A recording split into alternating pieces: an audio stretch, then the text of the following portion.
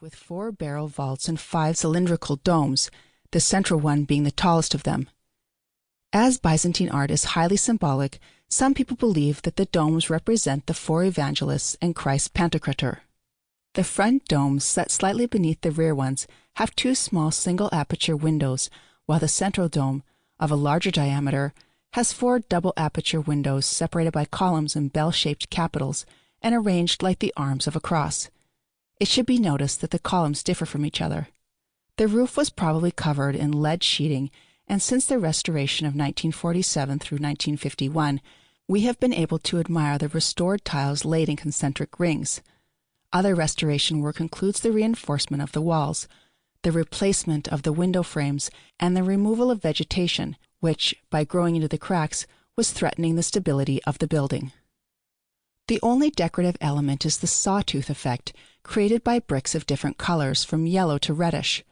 The unknown architect has used this technique to convey a sense of upward momentum, almost as if the building were, metaphorically, reaching up towards the heavens. Facades. As for the rest, the facades, consisting of 70-centimeter-thick red brick walls, are in a simple style without any decorative elements. This is not surprising if we take into account the fact that the designer of this monument probably wanted to show the core values of the Oriental monks: simplicity, poverty, and meditation.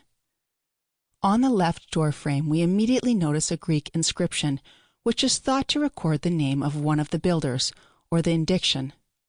The most impressive thing is the light coming down from above from a small window in the dome. Emphasizing the religious and symbolic importance of light was the brilliant idea of the architects of the Byzantine school. Interior architecture. The interior is small but not cramped. The floor is paved with terracotta tiles with the elements reproducing the above-mentioned sawtooth motif. The plan, in the form of a Greek cross, typical of the eastern provinces of the empire, is inscribed within a square and is divided into 9 parts by means of the 4 columns which support the dome. These columns were most likely taken from the ancient settlements of the area around Colonia. This hypothesis seems to be confirmed not only by a variety of materials used in the construction, cipollino and Carrara marble and granite, but also by a curious legend of 4 young local women who, without anyone's assistance and without bending under the heavy weight, carried the columns to the mountain while singing all the way. Inscriptions. On the right-hand side of the first column is a carved cross with the following inscriptions on its arms: "God is the Lord who appeared to us," which must refer to the biblical text concerning the Epiphany. In 1997, archaeologist F.A. Couturi discovered another inscription on the southwestern column which is very interesting from a historical point of view. It is a double inscription in Arabic.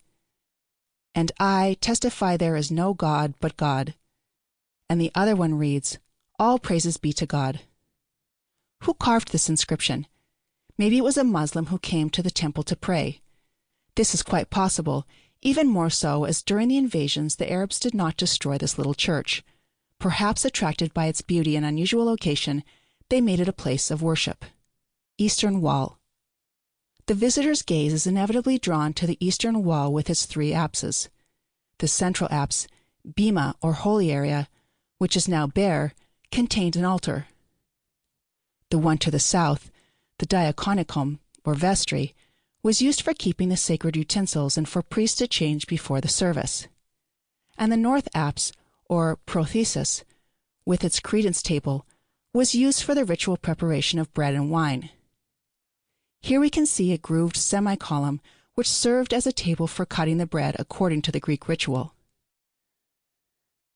The Cattolica is known to have been a place of worship not only for the Orthodox Christians, but also adherents to the Church of Rome.